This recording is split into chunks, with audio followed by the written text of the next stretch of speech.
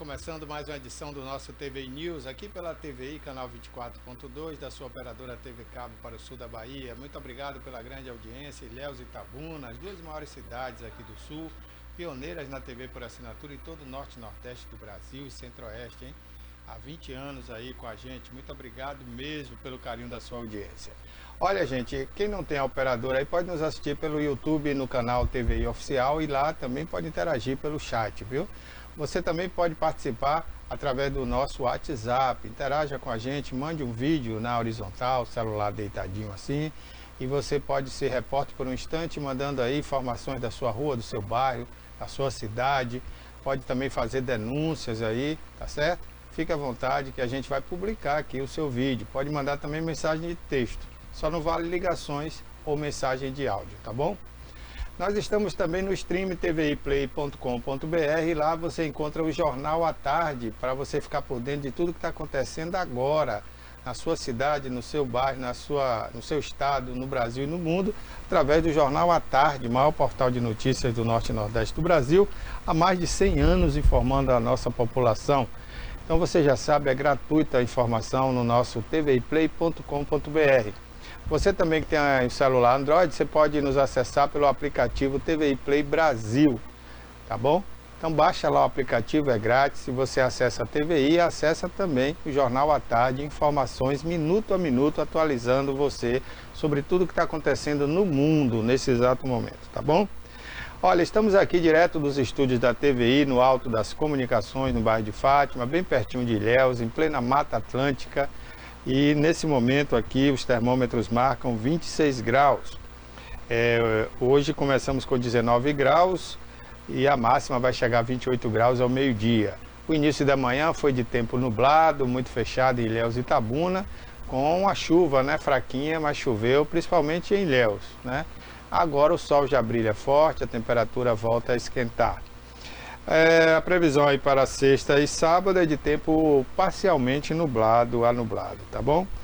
Para Ilhéus, a nossa querida Ilhéus, nesse momento nós temos também uma temperatura aí de 26 graus, a mínima hoje foi de 21, a máxima chegará a 28 graus e o sol agora já brilha forte depois da chuvinha de hoje pela manhã, né? Daqui a pouquinho mais previsões para você de outras cidades aqui do sul da Bahia e também da nossa capital, Salvador. Olha, gente, hoje é quinta-feira, é dia do quadro Gente de Vitória, aqui no programa com a jornalista Vitória Santana.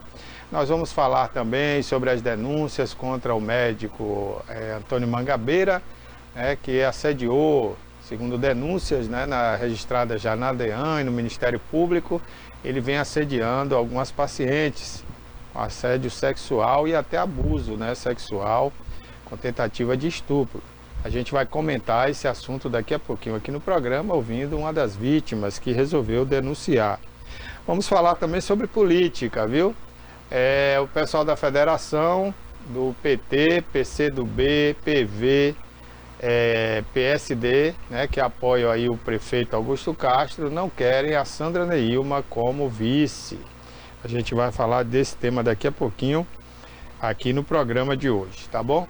Então vamos falar também de futebol. Bahia venceu ontem, né? Venceu bem, venceu fora de casa a primeira. A gente vai falar e mostrar os gols para você. O Vitória joga hoje, parada dura aí contra o Botafogo. Se vencer, o Vitória se ajuda, né? Porque vai ficando mais distante da zona de rebaixamento e ainda ajuda o seu rival, o Bahia. A gente vai explicar por quê daqui a pouquinho aqui no programa. Vamos falar também de Copa América, já temos os dois finalistas e também da Eurocopa, que termina no próximo final de semana. E a gente também já tem aí os finalistas. Olha, gente, assim que a nossa entrevistada, a nossa convidada, né, estiver online, por favor, nos avise aí na produção, tá bom? Para a gente poder entrevistar ela aqui. Olha, eu queria começar o programa de hoje também, né? Falando aí sobre o Itabuna Esporte Clube, que faz mais um jogo, é a penúltima rodada esta semana, e a gente vai comentar também aqui no programa, daqui a pouco, a situação do Itabuna, que já está classificado. Agora a gente vai saber nessas duas últimas rodadas se ele fica em primeiro ou em segundo lugar na classificação geral do campeonato no seu grupo, né? Aí, ficando em primeiro, a situação dele fica melhor, porque ele vai pegar um adversário tecnicamente mais fraco. Então a gente vai comentar isso daqui a pouquinho aqui também no programa. Vamos falar também sobre o Colo-Colo de Ilhéus e sobre o Grapiúna, né? Que estão aí próximos a conquistar classificação para a próxima fase, a fase decisiva, né? Do Campeonato Baiano, da Série B, tá bom? Então daqui a pouquinho a gente vai comentar sobre isso aí. Olha, gente, a Associação Comercial de Itabuna, né, uma entidade aí centenária, está próxima aí, né, a completar mais um aniversário, e a gente também vai comentar isso aqui no programa de hoje, viu? Uma entidade importante, mas que infelizmente não tem aí mostrado, né, a força que possui. E a gente vai comentar também esse assunto aqui de hoje. O jovem estudante da Universidade Estadual de Santa Cruz, que estava desaparecido, já foi encontrado, viu, gente? Passa bem. A gente também vai falar daqui a pouco sobre isso, né? Porque estava todo mundo preocupado com o desaparecimento desse rapaz, né? Ultimamente tem acontecido muitas tragédias aí e estava todo mundo já pensando o pior, né? Mas teve um final feliz aí para esse caso do jovem estudante da UESC, Eliseu Machado dos Santos, de apenas 27 anos, que estava desaparecido desde o último dia 19 de junho, quando surtou, né, e foi encaminhado aí ao Hospital Regional Costa do Cacau, de onde fugiu e até então era procurado. Segundo informações, uma irmã de Eliseu, né, ele teria recuperado o seu estado psicológico e pediu ajuda a um homem que acionou a família nesta segunda-feira e foi localizado aí no distrito de Banco da Vitória. A informação foi dada pelo portal iPolítica, tá bom?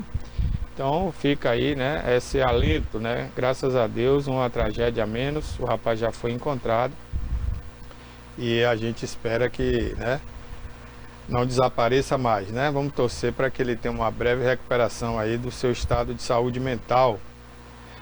Bom, já temos a convidada aí na linha, gente? Já temos sim. Vamos conversar com a empresária, né, que foi abusada aí pelo médico Antônio Mangabeira, e nós convidamos ela, a Carlessandra, a participar de nosso programa. Carlessandra, que é empresária aqui na cidade. Carlessandra, bom dia, eu quero agradecer, né, por você participar do nosso programa, para esclarecer aí, contar a sua versão desse fato que aconteceu. E fica todo mundo na dúvida, né? Quando aconteceu isso, como é que foi com você, por que você resolveu denunciar?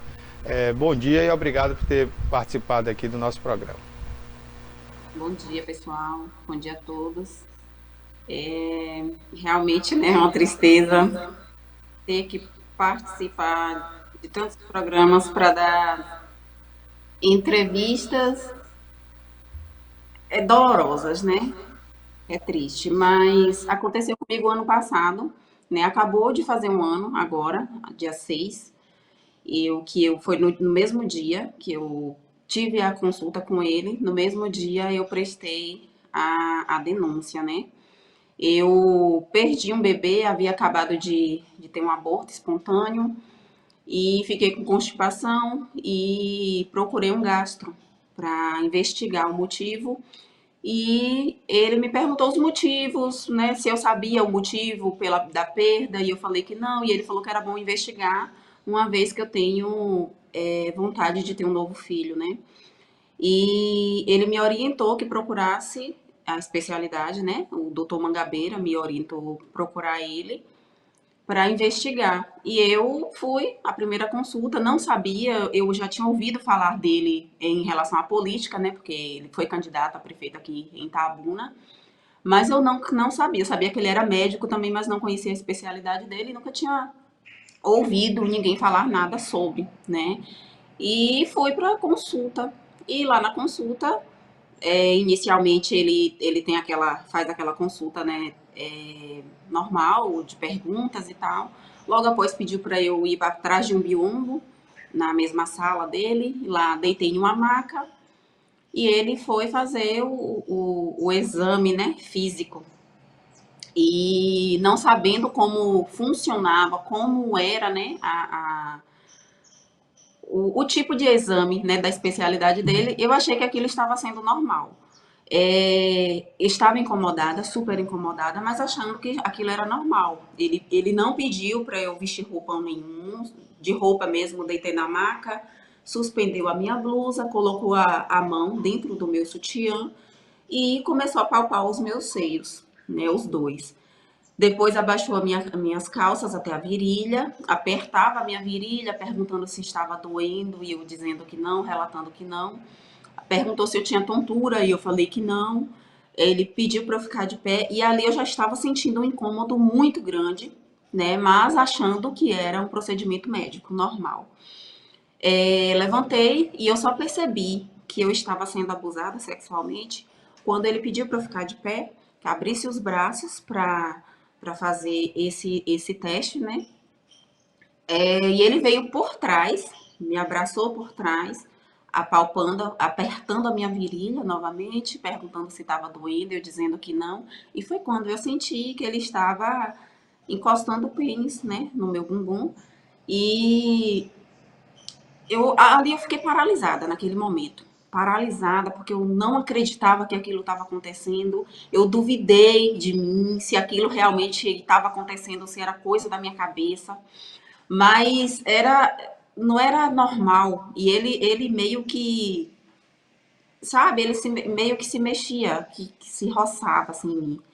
Então, eu percebi naquele momento e eu fiquei assim extremamente em choque, né? Não sabia o que fazer, não tive reação nenhuma, porque eu até sou uma pessoa que não deixa as coisas passarem despercebida, mas nunca tinha acontecido comigo, sabe? Nunca tinha acontecido daquela forma e eu fiquei em choque e eu jamais ia esperar algo, né, de uma pessoa como aquela.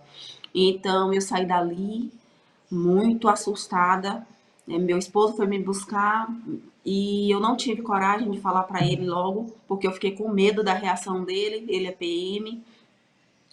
Então fomos para casa e um pouco antes de chegar em casa, ainda muito nervosa, eu falei para ele. Falei, amor, aconteceu isso, isso e isso lá dentro do consultório do médico. E eu falei para ele que eu não sabia se eu estava doida, se aquilo realmente, sabe, se não era coisa da minha cabeça. E meu marido ficou possesso na hora, queria voltar, vou lá tomar satisfação e eu não, deixa pra lá. Hoje nós somos cristãos, graças a Deus, e nós decidimos então agir da melhor forma, né, que é procurando a justiça, esperando, né, que a justiça seja feita. No entanto, já fez um ano, né? Até o momento eu não fui procurada pelo Ministério Público. É, Saindo de lá, eu fui logo para a DEAN, né? Prestei queixa também na DEAN. Para minha surpresa, quando eu cheguei na DEAN, não era mais surpresa para ninguém. Já havia também um caso com uma outra, e segundo informações de lá, um adolescente, né? Então, é muito triste. E eu me sinto assim, nem sei dizer como, porque eu fico pensando, eu me sinto até culpada, né, pelos novos casos. Porque se eu tivesse ido para a mídia naquele momento, talvez tivesse intimidado. Eu acreditei realmente que com a denúncia ele ia parar, porque com certeza chegou para ele, com certeza. Né? A delegada que estava no dia, ela disse que não podia ficar com o meu caso porque ela era muito amiga da esposa dele. A outra que poderia tomar depoimento também não poderia porque era muito amiga do filho. Então, eu tenho certeza que essa informação deve ter chegado para ele e eu acreditei que isso fosse intimidá-lo, pelo menos. Mas um ano se passou e nada aconteceu. Na verdade, a DEAN passou o meu caso para uma, um outro complexo, né? Não sei se é assim que fala. E me chamaram aqui no Jardim Primavera, eu prestei depoimento, mas depois disso nunca mais ninguém me chamou, nada mais aconteceu. Então, eu tô aqui, tô esperando, né, que a justiça seja feita.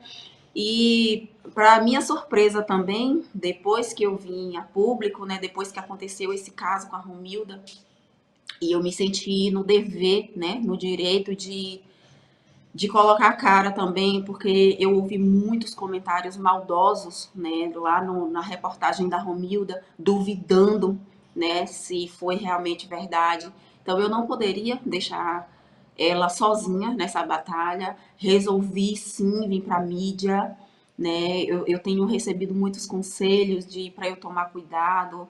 Eu, eu não posso me calar nesse momento. Eu não posso ter medo porque eu sofri, né, um abuso sexual na infância e por não ter acontecido nada com o abusador, com o meu abusador, anos mais tarde, ele fez com a minha irmã, né? Então, eu carrego essa dor, né, muito grande, mas eu peço forças a Deus todos os dias. E quando isso aconteceu com esse infeliz, com esse elemento aí, isso despertou muitos gatilhos em mim que eu acreditava já ter passado, né? Já ter morrido, já ter superado.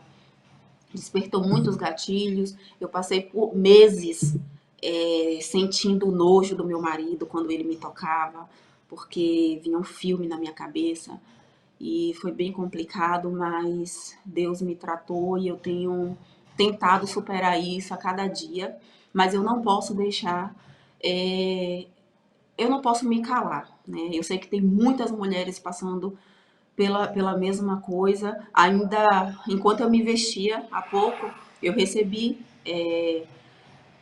um relato de uma moça de Porto Seguro, né? Ela resolveu vai denunciar também, estava chorando muito, né? Ela está muito abalada porque quando aconteceu com ela, ela ficou achando que ela estava doida. Ela dividiu isso com o namorado, com o parceiro dela, e só depois de ver, né, a minha reportagem, a reportagem da Romilda, foi que ela veio tomar consciência de que ela não estava doida e ela resolveu também procurar as autoridades.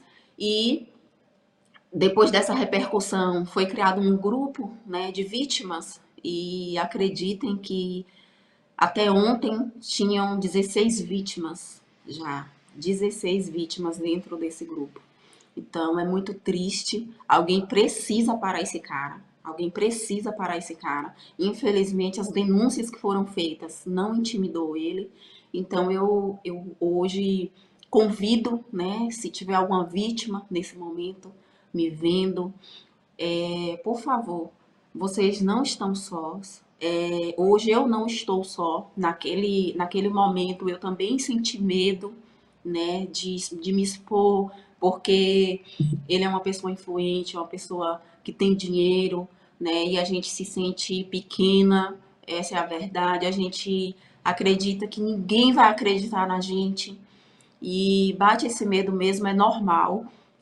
Mas hoje eu estou aqui para dizer para vocês que vocês não estão sós. Nós estamos também com a melhor advogada, né, nos representando, que é a doutora Lara Kawark. E então, se você quiser, se você estiver me ouvindo e você quiser também denunciar, se você se sentir à vontade para isso, para que a justiça seja feita, por favor, nos procure. Né? Eu posso deixar aqui o contato, né? Eu vou passar para produção, o número da doutora, pode entrar em contato com ela ou comigo através do meu Instagram. Pode entrar em contato, muita gente tem chegado e a gente tem colocado nesse grupo. A gente precisa denunciar. Embora você não queira aparecer, mostrar sua cara, não é necessário, não precisa. Né? Eu já fiz isso, a Romilda já fez isso por você. A gente vai continuar fazendo isso. Então, a gente só pede que você não se cale, porque enquanto você se cala, você está dando oportunidade para que ele ou para que outros continuem a cometer esses crimes com outras mulheres. E quero também falar para essas pessoas que vão lá fazer comentários maldosos que tenham um pouco mais de empatia, porque você tem filhos, você pode ter uma mãe, você pode ter uma irmã, né, que possa passar pela mesma situação, mesmo que não seja, que não tenha sido com ele, mas pode acontecer com outros, né? Ouça, escutem essas pessoas, porque ninguém vai inventar uma coisa dessa, ninguém. É doloroso, né? É complicado, não é fácil para mim estar aqui, estar mostrando a cara. A gente não faz isso porque acha bonito ou porque inventou algo. Então tenha mais empatia, né? No mínimo, se você não acredita, fica quieto. No mínimo, fica quieto. tá? Então é o que eu peço, e peço mais uma vez também às vítimas que vejam, que vão lá, que leem esses comentários maldosos, que não se intimidem, tá? Não se intimidem, porque enquanto tem meia dúzia lá falando mal, tem milhões de pessoas falando bem, lhe dando apoio, lhe apoiando e acreditando em você. Então, eu não poderia de jeito nenhum deixar passar essa oportunidade, né, de vir aqui, de lutar, né? De lutar por essa batalha que de algo tão doloroso que me aconteceu no passado e que eu era criança ainda, não consegui fazer nada, mas hoje eu sou uma adulta e eu não posso deixar que isso aconteça com mais ninguém. Então hoje eu tô aqui porque eu quero justiça. Eu espero muito que a partir de agora, com a mídia envolvida, que a justiça seja feita. Calissandra é Carlessandra. Isso. Porque a gente estranha, né, o fato dessas delegadas se julgarem procedente por ser amiga, né? Eu acho que tem que ser profissional. Eu, por exemplo, conheço o doutor Mangabeira. Eu não sou amigo dele, mas conheço. Mas nem por isso a gente vai deixar de relatar fatos, né? De trabalhar, fazer o nosso trabalho.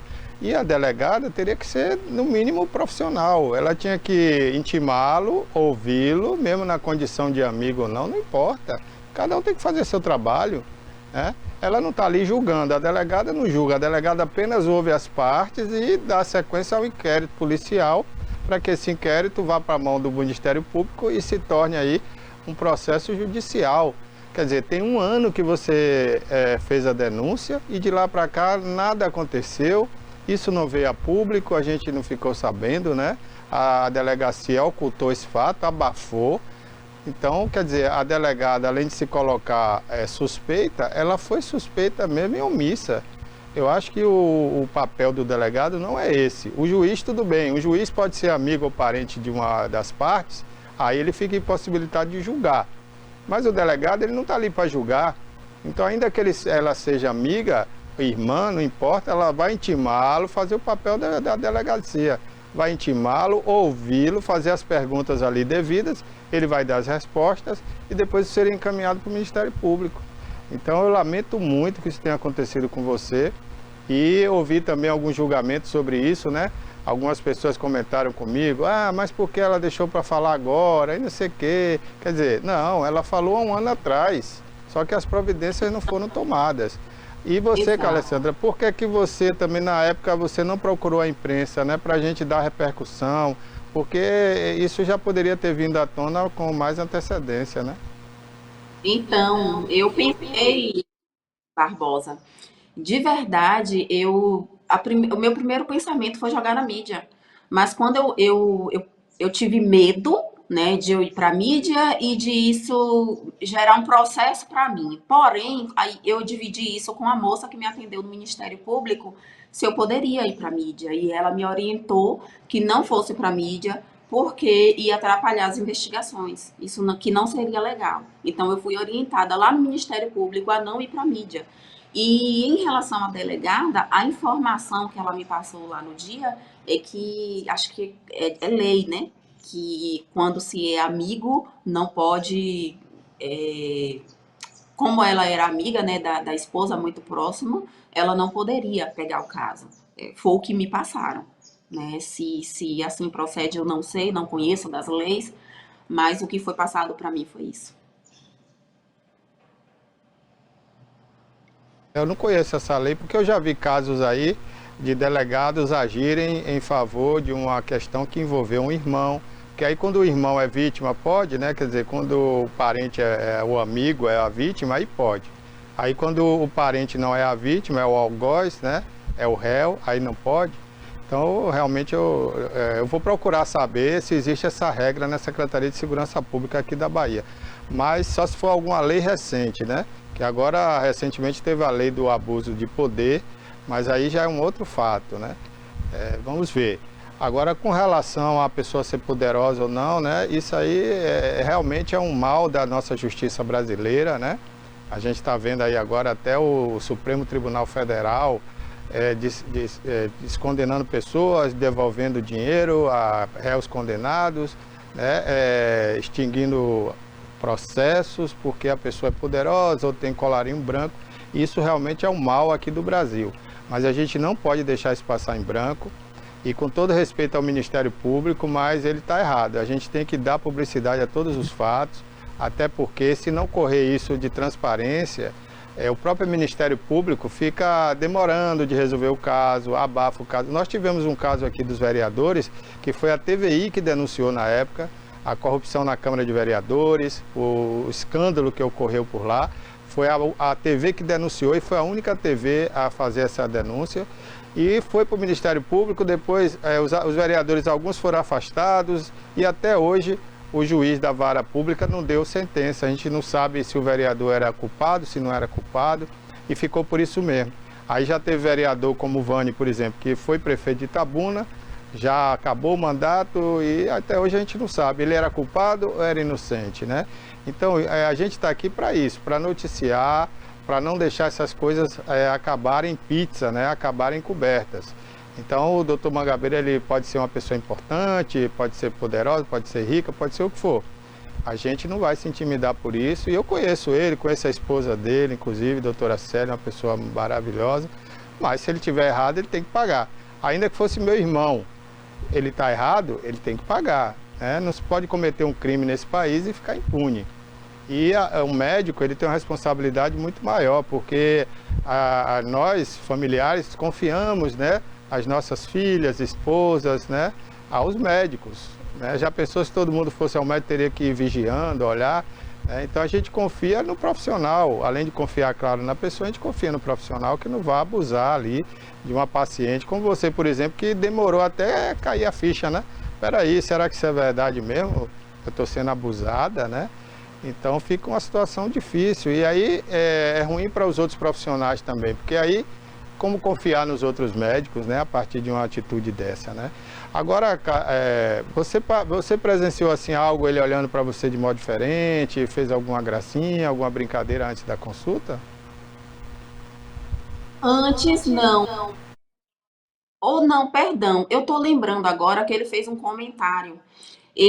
Na hora, quando ele faz a anamnese lá fora, você me perguntando agora, eu acabei de lembrar. Ele me perguntou assim, quantas gestações? E eu falei, né, que eu tive 4 gestações, porque eu tenho 2 filhas e foram 2 abortos. E aí ele falou assim, você gosta de brincar, né? Então, agora eu tô lembrando, me recordando, você me perguntou isso e eu me recordei, que ele fez essa brincadeira. Eu achei, né, estranho para um médico, mas deixei, passou. Mas ele realmente fez esse comentário. Você gosta de brincar, né? E isso foi antes, né? Logo na anamnese, quando ele faz ali fora, depois que eu fui lá para o bioma. Então, realmente houve essa fala. E quando ele faz o exame, e esse relato não é só meu, são de todas, a gente consegue sentir até o hálito dele, porque é muito em cima. É muito em cima. Ele vem com estetoscópio, né? Ele vem e ele é muito em cima da gente, sabe? É muito encostado. Você consegue sentir o hálito dele. Então, é estranho, é muito estranho. Eu só sei que eu não quero mais nunca passar por aquilo. E eu tenho nojo de lembrar, sabe? Daquele momento, eu tenho nojo daquele homem asqueroso. Enfim. Eu tenho um ginecologista, tá? Para falar assim, eu particularmente não vou incriminar, julgar toda a classe, porque eu sei que nem todos são como ele, doente. Que eu acredito que seja uma doença, só pode ser doença. Então, o meu ginecologista, inclusive, é um homem, né? E eu nunca, nunca senti algo diferente, algo estranho que viesse a me deixar incomodada. Muito pelo contrário, eu me sinto muito à vontade com ele, muito à vontade, sabe? Sempre foi muito profissional, muito profissional. Então, é triste, porque para muitas realmente acaba desmerecendo a classe, né? Infelizmente, mas não são todos, não são. E eu, particularmente, não vou julgar, né, a classe dos homens, né? Porque não é. E o meu médico, ele é ginecologista, ele é homem. Ô, Alessandra, para a gente finalizar, como é que está seu emocional, né, seu psicológico, diante de todo esse quadro que se apresenta aí, você tendo que se expor, né? Tá na mídia agora, todo mundo sabendo do que aconteceu. Você precisou recorrer a algum profissional da área psíquica para lidar com isso? Então, Barbosa, como eu sou cristã, hoje, graças a Deus, eu acredito muito que para tudo há seu tempo, e eu acredito que esse momento oportuno, um ano depois, foi para que eu pudesse me fortalecer, porque naquele momento lá atrás, de fato, eu fiquei muito fragilizada, né? Muito fragilizada. Eu pensava muito no que aconteceu comigo na infância, porque despertou os gatilhos que eu já tinha superado, né? Eu achava que tinha superado.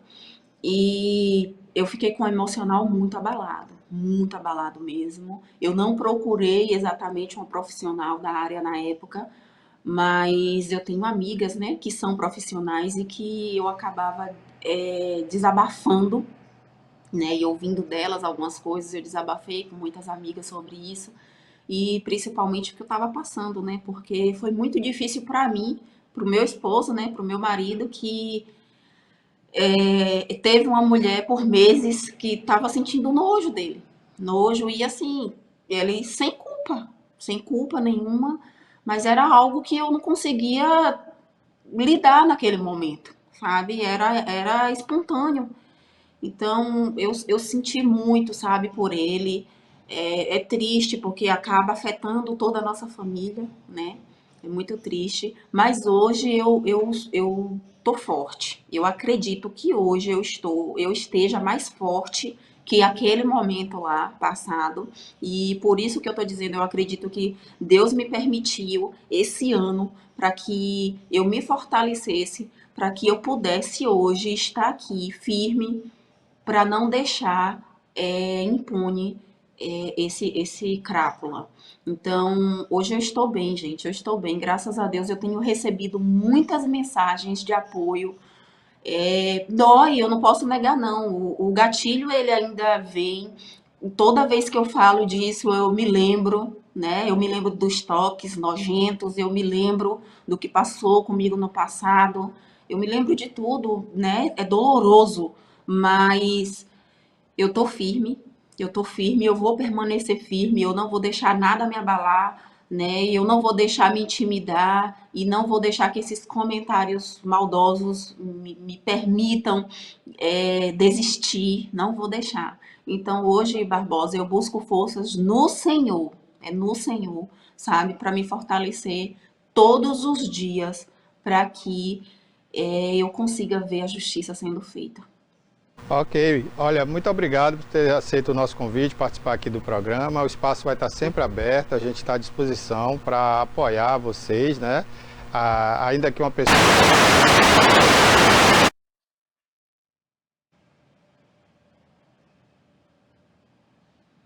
Já apareceram várias outras pessoas, né? Se fosse uma pessoa só, poderia suscitar alguma dúvida, né? Mas será que foi assim mesmo? Será que ela não entendeu mal, né? Mas aí já são duas, três, quatro, né? Já tem uma outra moça aí que está vindo para São Paulo, tem essa de Porto Seguro que você falou, né? Então, realmente, né, nesse momento, assim, não tem muito o que se duvidar. São várias pessoas relatando os episódios muito parecidos, né? Muito próximos. E a da Romilda parece que chegou até pior, né? Porque chegou a sufocá-la, né? Então a gente realmente lamenta que isso tenha acontecido, né? Em primeiro lugar, a gente lamenta não só pelas vítimas, como você, né? Que teve problemas traumáticos, inclusive, com seu esposo, com sua convivência aí na sua família, devido a esse fato, né? Lamenta pelas outras vítimas e eu lamento até por esse médico, né? Até pelo Mangabeira, porque ele tinha um conceito aqui na cidade, né, de uma pessoa respeitada e tudo, e agora tudo isso cai por terra. Então, é lamentável que ele tenha chegado a esse ponto sem haver essa necessidade, né? O profissional formado não precisava passar por isso, nem fazer isso a ninguém, né? Ele não imaginava a consequência disso na cabeça de uma pessoa casada, mãe de filhos, né? Então a gente só lamenta mesmo. Mas a gente está aqui para registrar os fatos e tentar cobrar das autoridades e se chegue a uma apuração. Não pode deixar isso passar em branco, né? Anos e anos aí, e não há necessidade. Pode se intimar a outra parte, ouvir a outra parte, ouvir todas as denunciantes e encaminhar isso para a justiça para que seja julgado esse processo, tá bom, minha amiga? Eu te agradeço, tá? A oportunidade de estar aqui, de poder, né, contar com as emissoras, né, para nos apoiar. Eu sou muito grata e é como você falou, hoje já tem mais de 16 vítimas, né? Já apareceram mais de 16 vítimas, várias de outras cidades, de Ubaitaba, né, de Porto Seguro, de São Paulo, de Ilhéus. Então, nós pedimos para que essas pessoas apareçam mesmo, denunciem, nos procure, porque a doutora Lara, ela está à frente, né? E ela é uma excelente advogada. Nós acreditamos muito no profissional dela. Vai ser uma causa única, né, para todo mundo. Ela vai pegar a defesa de todo mundo, né? Sim, vai. Vai Então sim. depois eu gostaria até de marcar uma entrevista com ela também, tá? Olha, eu vou falar com ela. Então é isso. Muito obrigada pela oportunidade, tá? Pelo espaço que me concedeu aqui. E eu sigo firme aqui e estou à disposição, né, para o que precisarem, porque eu não vou parar enquanto eu não ver a justiça sendo feita. Ok. Vamos acompanhar aí e estamos ao seu lado, viu? Muito obrigada. Obrigado a você. A gente conversou aí com a Carlessandra Dias Pereira, uma das vítimas aí de abuso do doutor Mangabeira. Olha, a clínica Alconsul, né, que ontem teve uma manifestação na porta, ela se manifestou através de uma nota oficial, dizendo, né, que tem todo um corpo clínico, que lamenta o que aconteceu, que vai investigar, que vai apurar. Olha, mas sinceramente, isso podia ter sido feito antes, né, pessoal? Já que existem outros sócios nessa clínica, que existem diretoria, que existem diretores, por que não apurar isso antes, né, quando começaram as denúncias lá atrás? A Alessandra falou aí que há um ano atrás, quando ela foi à delegacia, já existiam outras queixas. Aí só agora, porque teve uma manifestação, vocês vão se defender, né? Então, acho que vocês já poderiam ter tomado uma providência, feito uma reunião com o médico Mangabeira, né? Para que ele evitasse esse tipo de situação que ia chegar ao ponto que a gente está vendo que vai chegar agora. Vai ganhar repercussão nacional. Isso vai acabar na justiça e na polícia. Ele pode acabar preso. E a clínica, claro, vai ficar muito prejudicada, né? Agora é um pouco tarde, mas enfim, mais tarde do que nunca, né? Vocês têm que fechar a porta cedo, né? Já que estava vindo os casos acontecendo, vindo à tona. Lá atrás, eu me lembro que alguém comentou sobre isso, lá uns anos atrás.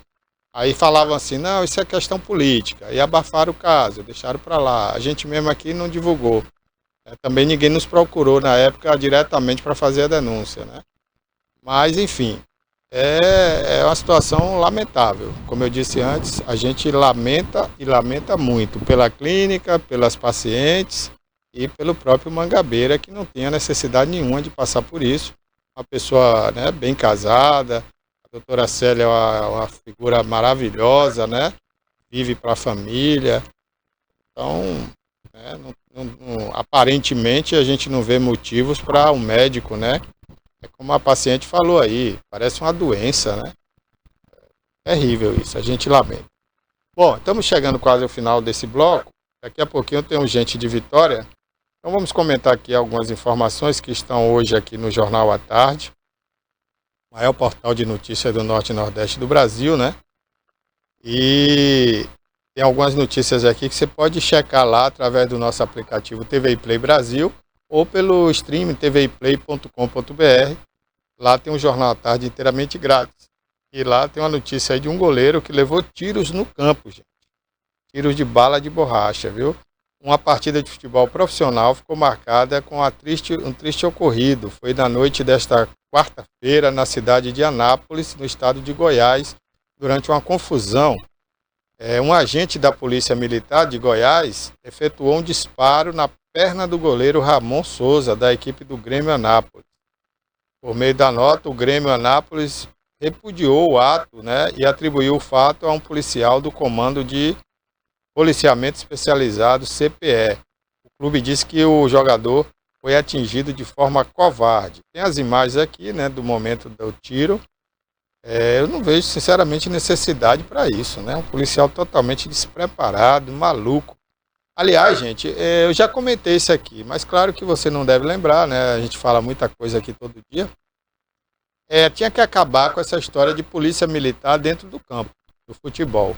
Polícia militar, ela está aí para prevenir situações do povo em geral, da cidade, do estado, e não para ficar à disposição de um jogo de futebol onde rola dinheiro, né? Todo mundo ganha dinheiro ali, o jogador ganha dinheiro, o juiz ganha dinheiro, a federação ganha dinheiro, o time ganha dinheiro.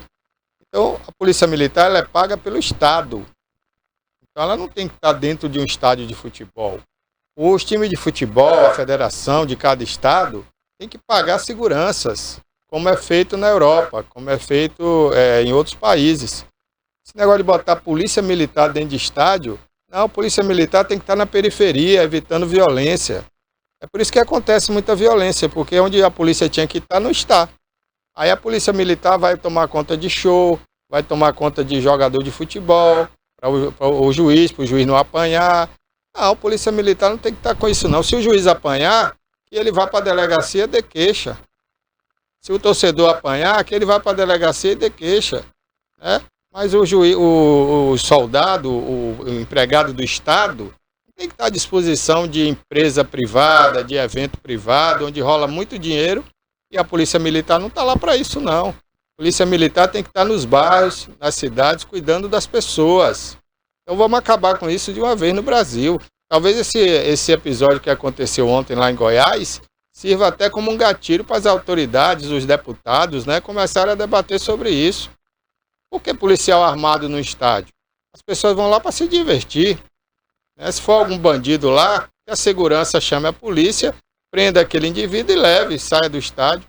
Agora, a polícia fica lá, eles colocam um batalhão de polícia dentro de um campo de futebol. Ficou uma coisa até feia quando a gente está vendo pela televisão, aquele monte de soldado, parece que é uma guerra. Pelo amor de Deus, gente, que país é esse que a gente vive? Tudo errado. Quem vai para um show, quem vai para um estádio de futebol, vai para se divertir. Se tiver que botar um batalhão de polícia lá, é melhor que não tenha. Ah, mas é que o pessoal é selvagem, vai matar, vai fazer uma guerra. Então não tem, acaba com o futebol, acaba com o show e deixa todo mundo assistindo pela televisão. Já que ninguém é civilizado para assistir um show, para dançar, para se divertir, ou para ir para um estádio ver um futebol, ver um teatro, ver qualquer coisa, então fica em casa, vamos assistir pela televisão e acaba com os eventos. Ou pelo menos com a participação do público no evento. Agora você pegar um batalhão de polícia, botar dentro de um estádio, né? Enquanto a periferia está sofrendo aí com falta de policiamento, isso é um absurdo. E aí a federação fatura milhões, os jogadores faturam os seus milhares de reais, né? Dependendo da situação do jogador, o time de futebol fatura milhões, o juiz de futebol ganha seu dinheiro e a sociedade, o governo do estado, tem que pagar um aparato da polícia militar, que deveria estar trabalhando na periferia, para ficar dentro de um estádio de futebol, protegendo ali 11 pessoas, 20 pessoas, e o juiz de futebol para não apanhar. Ora, se o juiz apanhar, ele pega o carro dele, vai na delegacia e dá uma queixa. Então vamos acabar com isso, está na hora dos clubes profissionais ser profissionais mesmo. E a federação também. Contrata seguranças qualificados, põe um colete, bota lá no estádio de futebol, no campo de futebol, tomando conta dos jogadores, tomando conta da torcida, tá certo? Eu acho que é isso que é o bom senso. Acabar com esse negócio de ocupar a polícia militar para estar dentro do estádio. Aí o policial perdeu a cabeça, dá um tiro no jogador de borracha. Poderia ser um tiro de bala mesmo, e aí? Eu não concordo, não. Já falei isso aqui algumas vezes, né? E eu acho que todo mundo que organiza um evento, seja ele futebol, show, teatro, qualquer coisa, tem que ser responsável pela segurança e acabou. Polícia Militar pode até ser chamada ao local, se for necessário, mas não para ficar lá de plantão, para o povo ganhar dinheiro, né? E o Estado ficar à disposição dele para ele ganhar o dinheiro dele e detrimento aí da segurança pública que precisa de policial na rua. Então eu espero que esse episódio de ontem lá em Goiás sirva de alerta aí para os nossos deputados, né? Corrigir essa falha. Por falar em futebol, vamos então às notícias do futebol, porque daqui a pouquinho está chegando a Vitória Santana, hoje no quadro Gente de Vitória, entrevistando uma grande figura. Eu não vou falar o nome dele não, vou deixar de surpresa para vocês verem que é uma grande figura, realmente um homem vitorioso, um homem de sucesso, né? Tudo aquilo que ele fez, por onde ele passou, vocês vão ver daqui a pouquinho quem é aqui no programa, tá bom? Vamos ver então como é que foi o jogo ontem do Bahia, lá em Curitiba, venceu bem o Atlético Paranaense na Arena da Baixada, um jogo difícil, né? Eu sinceramente não esperava um resultado desse, com menos de 5 minutos o Bahia já estava vencendo por 1-0, é um golaço de Everaldo de fora da área, de 3 dedos, olha, de bicuda, né, como a gente fala aí no Baba, de bicuda, ele fez um excelente gol, um lindo gol, aliás um golaço, né? Depois o Atlético tentou reagir, foi ao ataque várias vezes, o Fernandinho, que é um jogador de Copa do Mundo, né, tá aí fim de carreira, mas é um grande jogador, esteve municiando aí os seus atacantes sempre com bons lançamentos, tiveram chutando muita bola, mas o goleiro do Bahia ontem estava na noite inspirada, defendeu muito e contribuiu para essa vitória do time tricolor, né? E antes dos 15 minutos o Bahia estava fazendo aí, olha, o seu segundo gol com o Biel. A jogada começou no meio de campo, passou pelo Jean Lucas e o Biel recebeu aí na frente do goleiro e tocou no fundo do gol, 2-0 Bahia. Aí eu achei que o Bahia sentou em cima da bola, né? O Bahia parou de jogar um pouco e o time do Atlético começou a atacar e dominou um pouco da partida. O Bahia chegou a ficar com 80% de posse de bola, mas aí depois desse gol acabou diminuindo, né? E ficou ainda na frente, mas com a diferença aí de apenas 10%, né? Da posse da bola a mais. E teve algumas oportunidades ainda aí perdidas, né? Pelo próprio Everaldo, pelo Biel. Aí no segundo tempo o time do Bahia voltou com mais motivação, né? Houve alguma conversa no vestiário, após o Atlético também fazer um gol, diminuiu aí para 2-1. E aí, quando o técnico do Bahia, o Rogério Ceni, viu que poderia sofrer aí um empate, aí colocou em campo o Ademir, né? Colocou o Everton Ribeiro e colocou o Tassiano. Aí o time ganhou outros ares, né? Deu uma respirada e aí voltou a atacar, como esse momento aí, ó, perdendo outras oportunidades. Inclusive, se o Bahia aproveitasse aí 90% das chances que teve de gol, seria uma goleada histórica aí, né? Teria sido pelo menos um 5-1. E esse aí foi o gol do Atlético, né? Um gol de cabeça. Houve uma falta ali, mas o juiz não entendeu como falta, né? Ele subiu no zagueiro e empurrou o zagueiro. Ali seria falta em qualquer outro jogo, né? Mas como o Bahia venceu, não reclamou, não. Teve esse outro gol aí que o Tassiano perdeu, olha. Poderia ter feito esse gol. Então, como eu disse, poderia ter saído daí 5-1 tranquilamente. Mas no finalzinho já teve essa falta aí, muito bem cobrada, desviou na barreira e enganou o goleiro. E 3-1 para o Bahia. Uma falta bem cobrada, né? E o Bahia saiu aí vencedor nesse duelo importante. Eu não vou retirar o que eu disse aqui, né? Devido à falta de vitórias do Bahia sobre equipes como São Paulo, Flamengo, Palmeiras. Porque essas 3 equipes são candidatas ao título. Então o Bahia perdeu para todas as 3 fora de casa. Com isso, eu falei ontem aqui, ele deixou de ser um time favorito ao título. É simples assim. Você não consegue ganhar dos favoritos ao título, como é que você vai ser campeão? Né? Não tem chance. Agora, ele vai figurar aí entre os 6 primeiros colocados do Campeonato Brasileiro, eu não tenho dúvida. E ontem provou isso vencendo o Atlético Paranaense fora de casa. O Atlético que sempre foi um time de chegar ali entre os 6 primeiros, participar de Libertadores, participar de Sul-Americana. E eu acho que esse ano o Bahia vai para uma competição internacional, né? No mínimo a Sul-Americana, mas a gente acha até que pode conseguir aí a Libertadores da América. E o Bahia ainda está na Copa do Brasil, viu, gente? Com isso, o Bahia na Copa do Brasil também, se fizer um bom futebol como vem fazendo, pode até chegar à final e conseguir uma vaga para a Libertadores direto já pela Copa do Brasil. Por que não, né? Então vamos aguardar. Hoje tem um jogo do Vitória. Vitória enfrenta o Botafogo em casa, né, aqui no Barradão. E se o Vitória vencer, ele pode melhorar a sua colocação. Ontem o Vasco venceu o Corinthians, né, 2-0. Empurrou o Corinthians ainda mais na zona de rebaixamento. O Grêmio, que está numa draga danada, também perdeu lá em Caxias, né? Perdeu para o Cruzeiro e também está na zona do rebaixamento. E o Vasco, com isso, se livrou mais. O Vitória hoje vencendo também pode se livrar mais. Agora, a parada do Vitória é muito difícil, é muito indigesta. Que pega nada mais, nada menos que o Botafogo, vice-líder do campeonato. Um time que vem fazendo aí grandes contratações, uma boa campanha, e não vai ser nada fácil para o rubro-negro baiano vencer o Botafogo, mesmo jogando diante da sua torcida, tá certo? Mas vamos aguardar para ver e vamos torcer, né?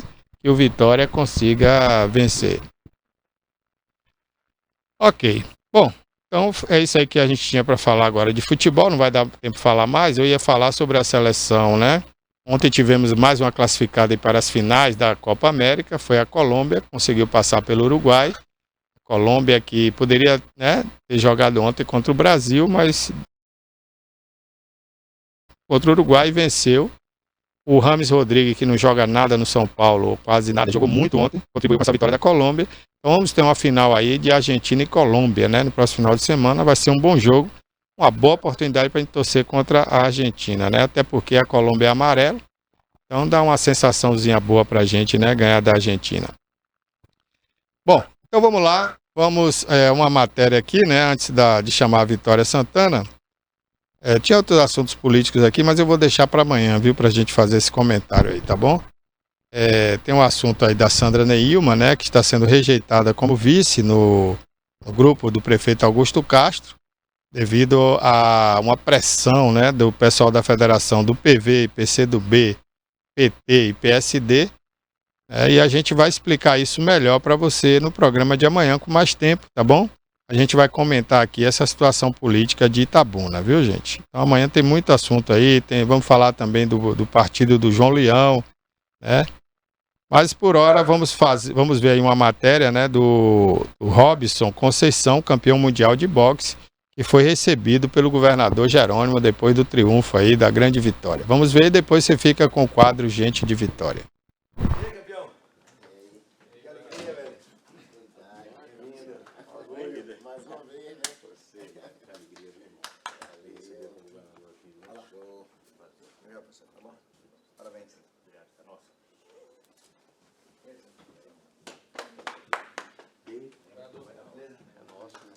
Para mim é sempre uma honra estar aqui juntamente com o governo do estado, né?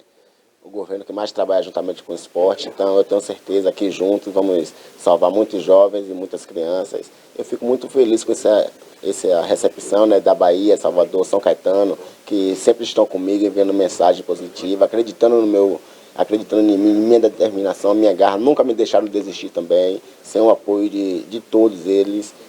Não seria fácil, né, me incentivando sempre. Muito feliz com a recepção de ontem de São Caetano, de Salvador. Então são momentos que eu quero repetir, não só como atleta, mas como pessoa também, poder formar cidadãos, dar a oportunidade que eu tive com projetos sociais, incentivos. E eu tenho certeza que juntos somos mais fortes e podemos muito resgatar muitos adolescentes. Eu acho que políticas públicas, Bolsa Esporte, eu acho que é muito importante na vida do atleta, porque praticamente o boxe da Bahia, eu posso falar, a gente costuma falar que é a Cuba brasileira, o esporte que mais resultado tem para o estado, é o boxe. Então, com programas como esse, como o Bolsa Esporte, é muito importante porque a atleta da Bahia, geralmente 90% tem que trabalhar para levar um sustento para casa. Então, sem essa tranquilidade, treinamos com preocupação. Temos que sair do treino e trabalhar, assim como eu no meu início, eu trabalhava em verduras, vendendo verduras no bairro da Boa Vista. Tinha essa preocupação de treinar e levar o alimento para casa. E você, com esse conforto como o Bolsa Esporte, você treina muito mais tranquilo. Então, com certeza, você vai se tornar campeão com esse incentivo, poder treinar com tranquilidade, poder levar uma alimentação para dentro de casa, poder treinar com material bom. Então, programas como esse é muito importante. Eu tenho certeza que o governo do estado irá melhorar bastante, vai ajudar muito o boxe da Bahia. Minha luta diária é essa. A história de Robson é a história de muitos que participam do esporte brasileiro. São pessoas que vêm muito de baixo, que precisam de muito apoio da família, às vezes de uma empresa, de uma prefeitura, de um governo do estado, do governo federal. Por isso, a presença dele aqui me chama a atenção para que a gente possa não abrir mão dos investimentos nos esportes, sejam em equipamentos, seja na escola formando profissionais, mas também no patrocínio, como na semana passada, os editais nossos de bolsas e de investimento no esporte baiano. Mas o Robson traz um fomento muito forte, que não é um esporte tradicional. Normalmente a gente vê muito se falar no futebol, no vôlei, no basquete, na natação, mas as lutas sempre são muito, digamos assim, reduzidas a participação aqui no Brasil. E aqui a conversa foi recepcionada, dizer que o brilho é dele, a luz é dele, o Estado ajuda, vai ajudar, mas é dele esse cinturão. E nós, baianos, nos sentimos aí. Então, a chegada dele ontem, o corpo de bombeiro recepcionando, caminhando pelas ruas. E agora eu vim dar as boas-vindas junto com o Geraldo Júnior e com a Sudesb, mas nem comprometer.